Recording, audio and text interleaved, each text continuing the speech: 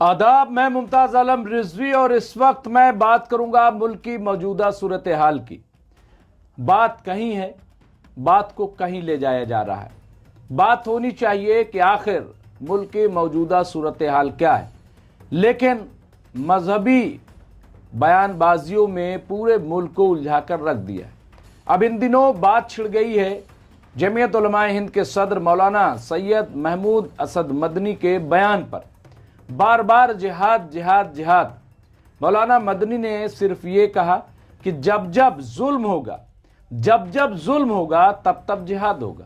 अब जब उनसे लोग इंटरव्यू करने जा रहे हैं, बयानबाजी का बाजार गर्म है, तो इंटरव्यू में उन्होंने ये कहा कि चूंकि जिहाद एक इस्लामिक टर्मिनोलॉजी है, बहुत मोहतरम ये लफ्ज है, लफ्जियात हैं, तो इसलिए कम से कम इसको समझने के लिए स्कूलों में इसे शामिल कर दिया जाए और बताया जाए कि कौन गुड जिहाद है, कौन बैड जिहाद है। तो अब इस पर भी हंगामा मच गया है। मैं पूरे मुल्क की जो सूरत हाल है उस पर बातचीत करूंगा, लेकिन शुरुआत में इसलिए कर रहा हूं कि असल मौजू से कैसे अवाम को भटकाया जा रहा है। सवाल यह है कि गुड और बैड हर चीज़ होते हैं, ज़िंदगी के दो सिक्के के दो पहलू जैसे हम कहते हैं। अगर दिन है तो रात है, अगर अच्छाई है तो बुराई है, और ये सब के साथ जुड़ी हुई है, हर मजहब के साथ जुड़ी हुई है। हर मजहब जो है वो अच्छाई बुराई से ही लड़ता है, सच और झूठ से ही लड़ता है। आप देख लीजिए कि महाभारत किस लिए हुई, किसके साथ हुई।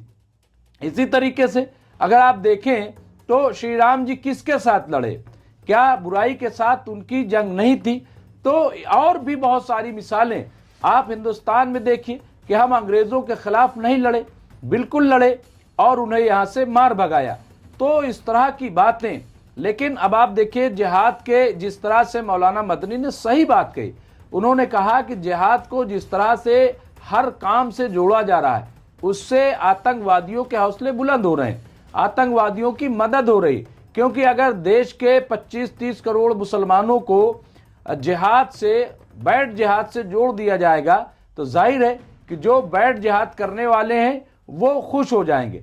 मैंने अभी एक टीवी डिबेट में एक मिसाल दी कि एक बंदूक है, एक बंदूक है, बंदूक हमारे फौजियों के पास भी है, बंदूक आतंकवादियों के पास भी है। अब सवाल यह है कि उसका इस्तेमाल आतंकवादी बच्चों को मारने के लिए, बेगुनाहों को मारने के लिए करते हैं, और हमारे फौजी जो है वो सरहद की हिफाजत करने के लिए ऐसे लोगों को मारते हैं। लेकिन सवाल ये है कि इसमें बंदूक का क्या कसूर है। बंदूक तो बंदूक ही है, उससे अच्छा काम ले लो या बुरा काम ले लो। इसी तरीके से लफ्ज़ जिहाद जो है, ये जिहाद लफ्ज़ जो है वो अच्छे काम के लिए। हमने बताया कि जैसे हमारे यहाँ आप देखिए कि अव्वल नमाज, दूसरे रोज़ा, तीसरे हज, चौथे ज़कात, पाँचवें खुम्स, छठे जिहाद, छठे यानी छठवें नंबर पर ये आता है। मैं बात अहले तशरीह के हवाले से इसलिए मैं बता दूं ताकि कुछ मसलक में अलग अलग हो सकता है, इसकी तरतीब थोड़ी सी बदली हो सकती है। तो अब यहाँ पे आप देखिए कि जिहाद जो है वो सबसे बड़ा जिहाद नफ्स का जिहाद है। इन्नल्लाह मास्साबिरीन, अल्लाह सब्र करने वालों के साथ है। ये अल्लाह ताला ये कुरान मजीद में कहा जा रहा है। तो जिहाद अकबर कौन सा है? जहां पे इंसान सब्र करता है, यानी बर्दाश्त का मादा, माफ कर देता है, वो उससे अल्लाह जो है जहां कुर्बानी अपनी पेश कर देता है। ये नहीं कह रहा है कि किसी की जान लेना नहीं, बल्कि कुर्बानी पेश करना हक के लिए, ये है दरअसल जिहाद। इसको समझने की जरूरत है, लेकिन कोई समझने की कोशिश नहीं कर रहा है। उसकी वजह क्या है? वजह मैं आपको साफ बता देता हूं। यहाँ पे आज 3-4 बड़ी खबरें हैं, और ये कांग्रेस की जो तर्जुमान लीडर हैं उन्होंने जो ट्वीट किया है वो मैं बता दूं। सुप्रिया श्रीनेत जो कांग्रेस की लीडर हैं, उन्होंने ट्वीट किया है कि यहाँ पे इतना आप देखिए कि इतना जबर विकास हो रहा है। उन्होंने लिखा कि इतना यानी जबरदस्त विकास हो रहा है कि भारत में पिछले 5 साल में 2 लाख से ज्यादा प्राइवेट कंपनियां बंद हो गई हैं। कंपनियां बंद हुई मतलब नौकरियां खत्म हुई। साफ है कारोबार का माहौल ही नहीं रहा। छोटे मध्यम उद्योग टिक नहीं पा रहे हैं। पर मोदी सरकार की बला से बस अडानी का विकास नहीं रुकना चाहिए। ये कांग्रेस की लीडर का बयान है। उन्होंने ये ट्वीट करके मोदी सरकार पे हमला किया है। दूसरी इसी सिलसिले की बड़ी खबर है और बहुत अहम खबर है, वो ये कि हमारा रुपया गिरकर 90 पार हो गया है। आप सोचिए, जब हिंदुस्तान में यूपीए की सरकार थी, कांग्रेस की कयादत वाली, मैं किसी पार्टी की तर्जुमानी नहीं कर रहा हूं, आपके खिदमत पेश कर रहा हूं, उस वक्त 64 या 65 रुपए हमारा रुपया था। लेकिन आज रुपया गिरते गिरते गिरते गिरते $1 के मुकाबले 90 रुपया पार कर गया है, यानी इतना कमजोर रुपया हो गया है। और ऐसे में मोदी जी जो बयान देते थे, आपने शुरू में सुना होगा, या मैं फिर एक बार आपको वो थोड़ा सा टुकड़ा सुनाए देता हूं कि मोदी जी क्या बयान दे रहे हैं रुपया के सिलसिले में। ये उस वक्त का वीडियो है जो अब चलाया जा रहा है, जब वो गुजरात के वजीर आला थे। सुनिए वो क्या कह रहे हैं। ऐसे नहीं होता मित्रों, मैं शासन में बैठा हूं, मुझे मालूम है इस प्रकार से रुपया इतनी तेजी से गिर नहीं सकता। अरे ये नेपाल का रुपया नहीं गिरता है, बांग्लादेश की करेंसी नहीं गिरती है, पाकिस्तान की करेंसी नहीं गिरती, श्रीलंका की करेंसी नहीं गिरती। क्या कारण है हिंदुस्तान का रुपया पतला होता जा रहा है? जिस प्रकार से डॉलर मजबूत होता जा रहा है, रुपया कमजोर होता जा रहा है, विश्व व्यापार में भारत टिक नहीं पाएगा। हमारे व्यापारी जो माल बाहर भेजते हैं, हमारे व्यापारी जो माल बाहर से लाते हैं, इस बोझ को सह नहीं पाएंगे। इवन भारत सरकार जो चीजें लाती है, भेजती है, उसको सहना मुश्किल हो जाएगा। और दिल्ली की सरकार जवाब नहीं दे रही है। तो देखा आपने, ये पुराना वीडियो है, अपलोड किया जा रहा है। वो कह रहे हैं, लो भाई हो गया, अब की बार 90 पार। लगता है मोदी जी शतक लगवा कर ही मानेंगे। मैं शासन में बैठा हूं मित्रों, रुपया इतनी तेजी से गिर नहीं सकता। नेपाल, बांग्लादेश, पाकिस्तान, श्रीलंका की करेंसी नहीं गिरती।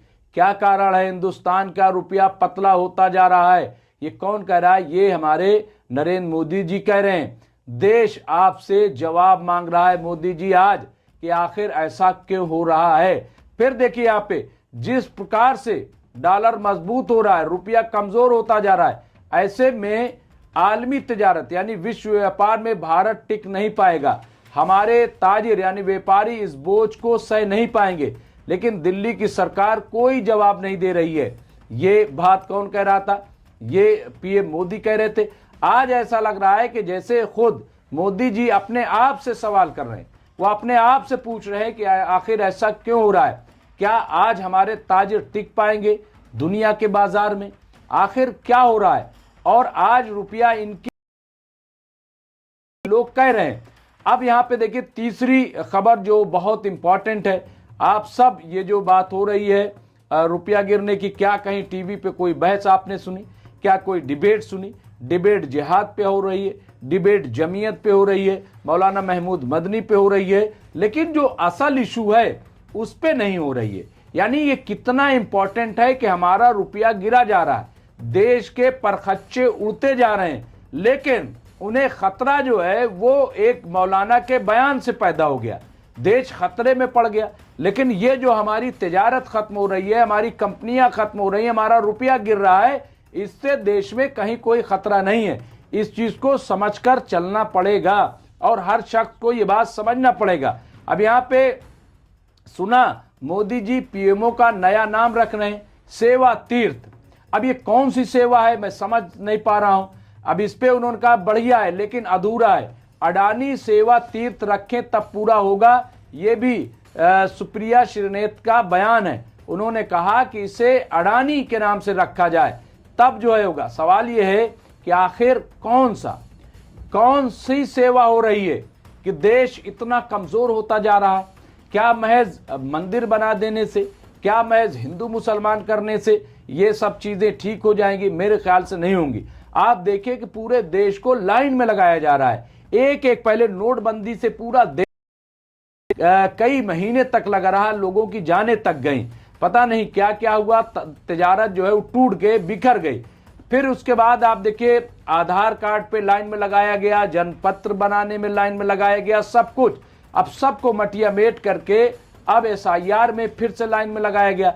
इससे पहले 2003 में भी SIR हुई, लेकिन आज अनट्रेन लोगों को कम वक्त में जिस तरह का बोझ डाला जा रहा है वो बहुत ही खतरनाक है। चुनाव आयोग के आदमखोर SIR में अब तक 35 BLO की मौत हो चुकी है। ये बहुत ही खतरनाक है और मेरी खुद चूंकि लोगों से बात हुई है तो आप सुनेंगे तो हैरान रह जाएंगे। गणेश जी यहाँ पे फिर ये लीडर का बयान, गणेश जी सांत्वना का एक शब्द नहीं बोला, लेकिन चुनाव आयोग ने सोशल मीडिया पर BLO का डांस शेयर किया। पोल कर रहा है कि गणेश जी आइडिया का पद कब ग्रहण करेंगे? आप शुरू से ही ऐसे थे गणेश जी, या मोदी जी की संगत का असर है? ये कांग्रेस लीडर सुप्रिया श्रीनेत जी कह रही हैं। अब मैं कुछ जमीनी हकीकत से आपको रूबरू कराता हूं और उसके बाद बात तमाम करता हूं।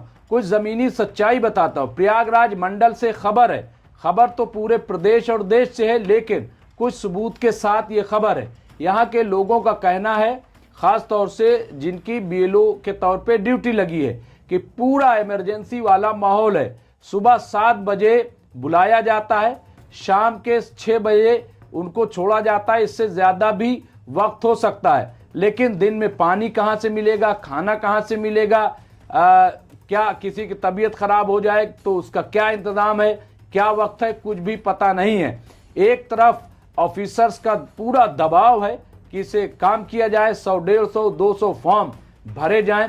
दूसरी तरफ अवाम का दबाव है कि BLOs काम नहीं कर रहे हैं। तो आप देखिए, तीसरा ये कि जिस तरह से जो सर्वर है, इंटरनेट का मामला है, वो डाउन हो जाता है तो सब बेबस हो जाते हैं। एक इसी सिलसिले की आशा बहू जो 8 पास होती हैं, जिनकी जवाबदेही CMO को होती है। आशा बहू को आप पता है किस लिए लगाया गया था? ताकि जब डिलीवरी का मौका हो तो वो मदद कर सकें मरीज के साथ। यानी जो हमला खातून है जो आई है, उनकी मदद के लिए उन्हें लगाया गया है, लेकिन अब उन्हें BLO बना दिया गया। अब आप सोचिए कि ये जो आशा बहू हैं, इनकी जवाबदेही किससे है? यानी CMO, चीफ मेडिकल ऑफिसर से। लेकिन उनको भी BLO जब बनाया गया तो अब उनसे सवाल कौन कर रहा है? DSA यानी जिला शिक्षा अधिकारी, यानी जिला शिक्षा अधिकारी उन्हें डांट रहा है, उनसे सवाल कर रहा है।